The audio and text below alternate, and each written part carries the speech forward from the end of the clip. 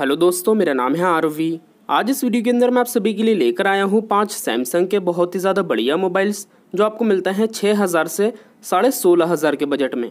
तो इस वीडियो में मैं इन पांचों मोबाइल्स में कंपैरिजन करके आपको बताऊंगा इन सारे मोबाइल्स में क्या क्या कमियां हैं, क्या क्या अच्छाइयां हैं और आपके लिए सब में सबसे अच्छा कौन सा रहेगा। तो वीडियो को आप एंड तक देखते रहिएगा। अगर आप एक मोबाइल खरीदने की सोच रहे हैं सैमसंग का, तो चलिए बढ़ते हैं दोस्तों सबसे पहले मोबाइल की तरफ, जो कि है सैमसंग गैलेक्सी J2 कोर। दोस्तों वैसे तो ये मोबाइल काफ़ी पुराना हो गया, लेकिन इसकी कीमत कम है 6,300 रुपये। तो इस वजह से ये आपको मार्केट में आज भी देखने को मिल जाता है। तो दोस्तों 6,300 रुपये में इसमें आपको सबसे पहली चीज़ मिलती है 1 GB की रैम, 16 GB की इंटरनल स्टोरेज। इसके अलावा जो इसमें आपको खूबियाँ दी गई हैं उनमें सबसे पहले इसके अंदर जो आपको डिस्प्ले मिलती है वो मिलती है TFT। इसमें IPS डिस्प्ले भी नहीं दी गई, तो कलर्स तो डिस्प्ले के नॉर्मल ही हैं। और दोस्तों इसके अंदर आपको एजिस बेजल्स भी काफ़ी बड़े दिए गए हैं।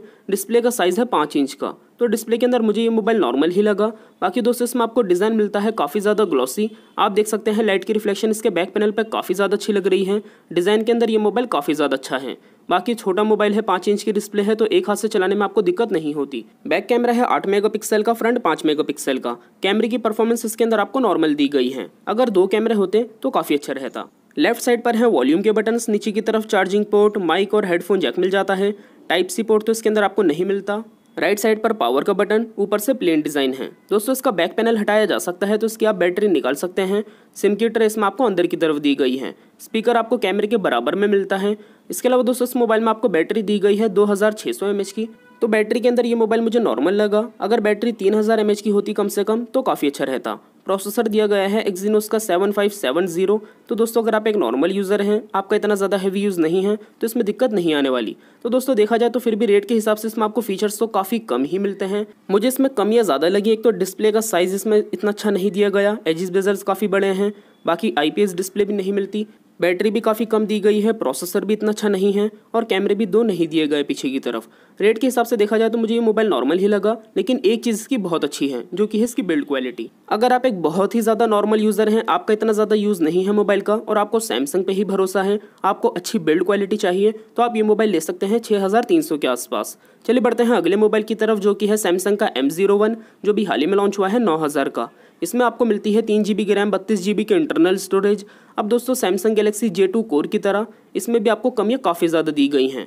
इसमें आपको सबसे पहली खूबी तो ये मिलती है, यूज़र इंटरफेस काफ़ी अच्छा है, चलाने में ये मोबाइल काफ़ी अच्छा लगता है। सैमसंग का One UI दिया गया है। लेकिन इसकी पहली कमी ये है, इसमें आपको TFT डिस्प्ले ही दी गई है। इसमें भी आपको IPS डिस्प्ले भी नहीं मिलती, हालांकि सैमसंग की AMOLED डिस्प्ले काफ़ी मशहूर है। तो दोस्तों डिस्प्ले का डिज़ाइन तो सही है, 5.7 इंचेस की डिस्प्ले है, लेकिन क्वालिटी इसमें आपको इतनी अच्छी नहीं दी गई। डिज़ाइन भी काफ़ी ज़्यादा प्लेन मिलता है। आप देख सकते हैं ब्लैक कलर इसका कैसा लग रहा है। तो डिज़ाइन वाइज भी ये मोबाइल मुझे इतना ज़्यादा अच्छा नहीं लगा। पीछे की तरफ 2 कैमरे दिए गए हैं, जिसमें पहला है 13 मेगापिक्सल का, दूसरा 2 मेगापिक्सल का। इसका फ्रंट कैमरा है 5 मेगापिक्सल का। कैमरे की परफॉर्मेंस भी इसके अंदर आपको नॉर्मल मिलती है। 9,000 में इसमें आपको फिंगरप्रिंट स्कैनर भी नहीं दिया गया, ये भी इसकी काफ़ी बड़ी कमी है। लेफ्ट साइड से आप देखेंगे तो वॉल्यूम के बटन्स, नीचे की तरफ से आप देखेंगे तो चार्जिंग पोर्ट, माइक दिया गया है। स्पीकर इसमें आपको बैक पैनल पे मिलता है नीचे की तरफ। और J2 कोर की तरह इसका बैक पैनल खुल नहीं सकता, इसकी बैटरी फिक्स्ड है। सिम की ट्रे में आपको राइट साइड पर दी गई है, जिसमें 2 सिम कार्ड, 1 मेमोरी कार्ड, तीनों चीज़ें एक साथ लगा सकते हैं। J2 कोर में भी ऐसा ही है, तीनों चीज़ें एक साथ लग सकती हैं। राइट साइड पर इसमें आपको सिम की ट्रे के नीचे मिल जाता है पावर का बटन, ऊपर की तरफ मिलता है आपको हेडफोन जैक। इसके अलावा दोस्तों बैटरी दी गई है 4000 mAh की। बैटरी तो इसके अंदर आपको J2 कोर से ज़्यादा अच्छी मिलती है, लेकिन इस बजट के अंदर आपको बैटरीज देखने को मिल जाती हैं दूसरे मोबाइल्स में 5000 mAh के आसपास। और फास्ट चार्जर भी मिल जाता है, लेकिन इसके साथ आपको फास्ट चार्जर नहीं दिया गया। सिंपल सा 10 वाट का चार्जर भी नहीं मिलता, 5 वाट का ही मिलता है। प्रोसेसर दिया गया है स्नैपड्रैगन 439। तो अगर आप एक नॉर्मल यूज़र हैं तो इसमें दिक्कत तो नहीं आने वाली, लेकिन हैवी यूज़ के अंदर इसमें दिक्कत होगी। अब दोस्तों J2 कोर से तो ये मोबाइल काफ़ी अच्छा ही है, लेकिन इसकी कीमत 9,000 है और उस हिसाब से इसमें भी फीचर्स नहीं दिए गए। कैमरा इतना अच्छा आपको नहीं मिलता। दूसरी कमी ये है TFT डिस्प्ले दी गई है। तीसरी कमी ये है फिंगरप्रिंट स्कैनर इसमें आपको नहीं मिलता।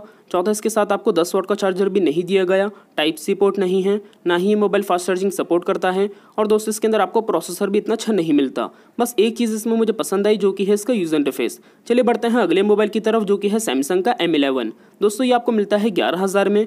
इसमें आपको मिलती है 3 GB की रैम, 32 GB की इंटरनल स्टोरेज। इस मोबाइल की सबसे पहली खूबी है इसका यूज़र इंटरफेस। इसके अंदर भी आपको सैमसंग का One UI दिया गया है, तो अंदर से चलाने में ये मोबाइल भी काफ़ी अच्छा लगता है। दूसरी खूबी जो इस मोबाइल में आपको सबसे बड़ी दी गई है वो है इसकी डिस्प्ले का डिज़ाइन।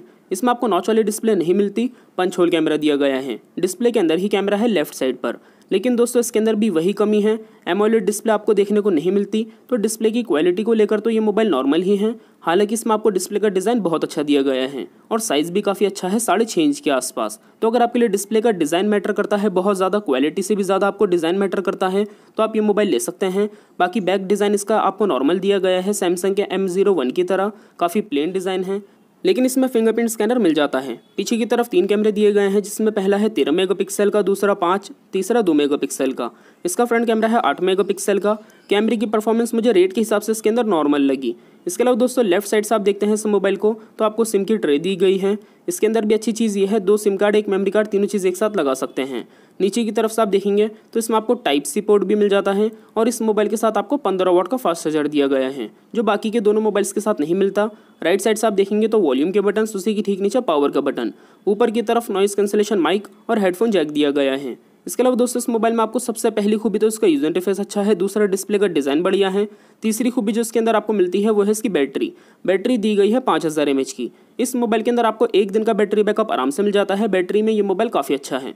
लेकिन इस मोबाइल की जो सबसे बड़ी कमी है वो है इसका प्रोसेसर। इसमें दिया गया है स्नैपड्रैगन 450 प्रोसेसर, जो आपको अक्सर 6-7 हज़ार के फ़ोन में देखने को मिल जाता है। तो अगर आप एक हैवी यूज़र हैं, आपको गेमिंग वगैरह करनी है या आपको हैंग होने की दिक्कत बिल्कुल पसंद नहीं है मोबाइल में, तो इस मोबाइल में आपको वो प्रॉब्लम देखने को मिल जाती है, क्योंकि इसके अंदर आपको इतना अच्छा प्रोसेसर नहीं दिया गया। तो देखा जाए तो 3 चीज़ें इसकी बहुत अच्छी हैं। सबसे पहले इसका यूजर इंटरफेस अच्छा है, दूसरा डिज़ाइन बहुत बढ़िया है डिस्प्ले का, पंच होल कैमरा वाला, और तीसरा इसके अंदर आपको बैटरी अच्छी दी गई है।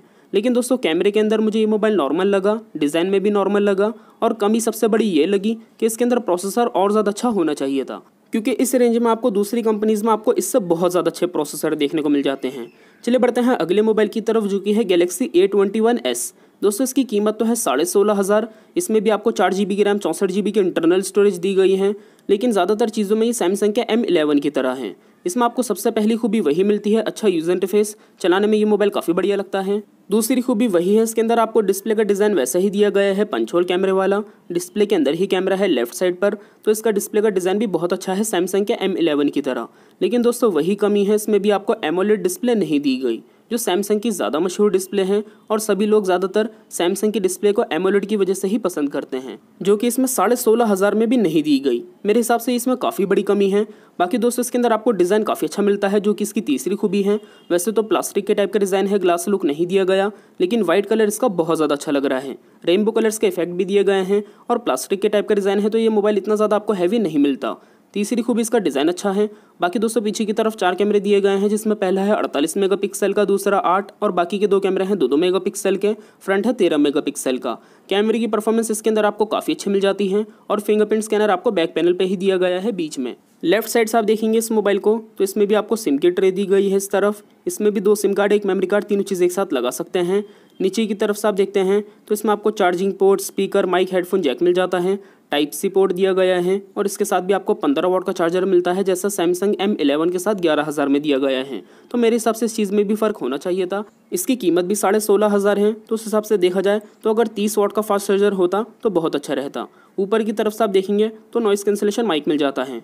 इसके अलावा दोस्तों इस मोबाइल में जो आपको चौथी खूबी दी गई है वो है इसकी बैटरी इसके अंदर भी आपको मिलती है 5000 mAh की। 1 दिन का बैटरी बैकअप इसके अंदर आपको आराम से मिल जाता है, और अगर आप एक नॉर्मल यूज़र हैं, इतना ज़्यादा हैवी यूज़ नहीं है आपका, तो 1 दिन से ज़्यादा ही बैटरी बैकअप मिलता है।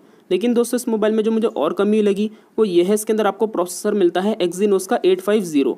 इतना अच्छा प्रोसेसर इस मोबाइल में नहीं दिया गया जितनी ज़्यादा इसकी कीमत है। तो अगर आप एक हैवी यूज़र हैं, वैसे इसके अंदर आपको ज़्यादा बेटर परफॉर्मेंस तो देखने को मिलेगी M11 से, लेकिन दोस्तों इतनी अच्छी परफॉर्मेंस नहीं मिलती जितनी आपको और दूसरे मोबाइल्स में देखने को मिल जाती है इसी कीमत में जो आपको मार्केट में मिलते हैं। तो दोस्तों ये सारी खूबियाँ कमियाँ हैं सैमसंग के A21s में 16,500 में।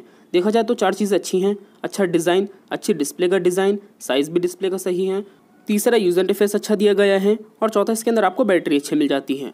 कैमरे के अंदर मुझे ये मोबाइल नॉर्मल लगा, और दोस्तों कमी मुझे ये लगी, एक तो इसमें आपको एमोलेड डिस्प्ले नहीं मिलती, दूसरी बड़ी कमी ये लगी प्रोसेसर इतना अच्छा नहीं दिया गया। तो अगर आपके लिए 2 कमियाँ मैटर करती हैं तो आप इस मोबाइल को स्किप कर सकते हैं।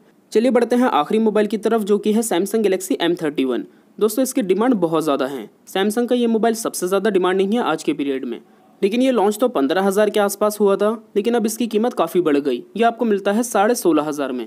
इसमें भी आपको मिलती है 6 GB की रैम, 64 GB की इंटरनल स्टोरेज। तो A21s से 2 GB रैम इसमें आपको ज़्यादा दी गई है। इसमें भी आपको वैसे ही खूबियाँ मिलती हैं। सबसे पहले यूजर इंटरफेस अच्छा है, लेकिन दूसरी सबसे इंपॉर्टेंट चीज़ इस मोबाइल में आपको डिस्प्ले की क्वालिटी भी बहुत अच्छी दी गई है। इसमें सुपर एमोलेड डिस्प्ले है। डिज़ाइन तो नॉच वाला है जो काफ़ी कॉमन है, लेकिन दोस्तों डिज़ाइन मैटर नहीं करता, डिस्प्ले में सबसे ज़्यादा क्वालिटी मैटर करती है, जिसमें बहुत अच्छी दी गई है। इसके अलावा दोस्तों इसमें भी आपको प्लास्टिक के टाइप का डिज़ाइन मिलता है, तो स्क्रैचेस की प्रॉब्लम आपको इस पर भी देखने को मिलती है सैमसंग के A21s की तरह, लेकिन ग्लॉसी डिज़ाइन है तो आप देख सकते हैं लुक वाइज इसका डिज़ाइन भी काफ़ी अच्छा लग रहा है।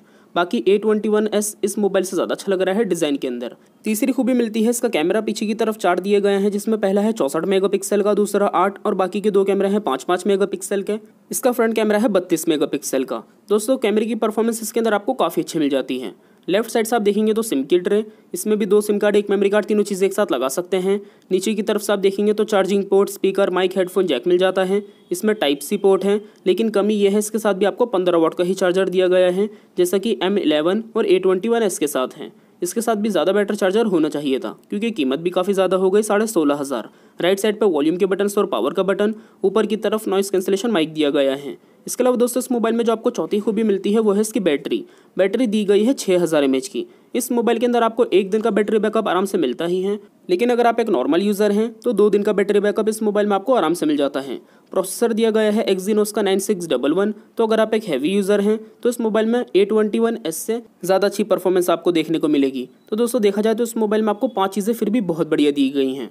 एक तो अच्छा यूजर इंटरफेस, दूसरा सबसे इंपॉर्टेंट चीज़ डिस्प्ले की क्वालिटी बहुत अच्छी है, सुपर एमोलेड, तीसरा कैमरा अच्छा दिया गया है, चौथा इसके अंदर आपको बैटरी बहुत ज़्यादा अच्छी मिल जाती है, और पांचवा इसके अंदर आपको प्रोसेसर अच्छा दिया गया है। वैसे तो इस रेंज में आपको इससे बहुत ज़्यादा बढ़िया प्रोसेसर देखने को मिल जाते हैं, लेकिन गैलेक्सी A21s में ज़्यादा अच्छा प्रोसेसर है। तो ये सारी खूबियाँ कमी आपको मिलती हैं सैमसंग के M31 में 16,500 में। चलिए बात कर लेते हैं सबसे मेन चीज़, आपको इन सारे मोबाइल्स में से कौन सा लेना चाहिए कौन सा नहीं।